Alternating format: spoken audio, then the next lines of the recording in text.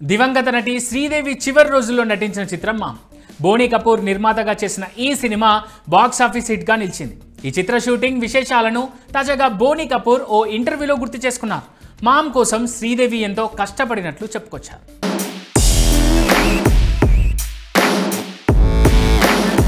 శ్రీదేవి బాలీవుడ్కు వచ్చినప్పుడు ఆమెకు హిందీ మాట్లాడడం తెలియదని మొదట 6 సినిమాలకు వేరే వాళ్ళు డబ్బింగ్ చెప్పారని బోనీ కపూర్ తెలిపారు.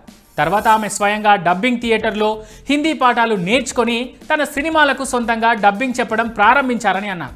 తన చివరి చిత్రం మామ్లో ఎంతో అంకిత భావంతో నటించిందని, ఈ సినిమాకు తెలుగు, తమిళ, హిందీ వర్షన్లకు స్వయంగా శ్రీదేవి డబ్బింగ్ చెప్పిందని, మలయాళ పనులను దగ్గరుండి చూసుకుందని చెప్పారు బోనీ కపూర్.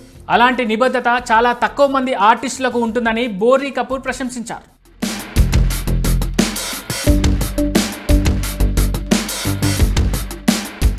ఇక మామ్ సినిమా షూటింగ్ సమయంలో శ్రీదేవి తనతో రూమ్ పంచుకోవడానికి కూడా నిరాకరించిందని బోనీ కపూర్ తెలిపారు. పాత్రపై పూర్తిగా దృష్టి పెట్టాలని, మైండ్ డైవర్ట్ కాకుండా ఉండాలని ఒంటరిగానే రూమ్లో ఉండేదని చెప్పుకొచ్చారు. నోయిడా, జార్జియాలో షూటింగ్ జరిగే సమయంలోనూ రూమ్లో తను ఒంటరిగా ఉండేదని, ఎప్పుడూ స్క్రిప్ట్ ప్రాక్టీస్ చేసుకునేదని తెలిపారు.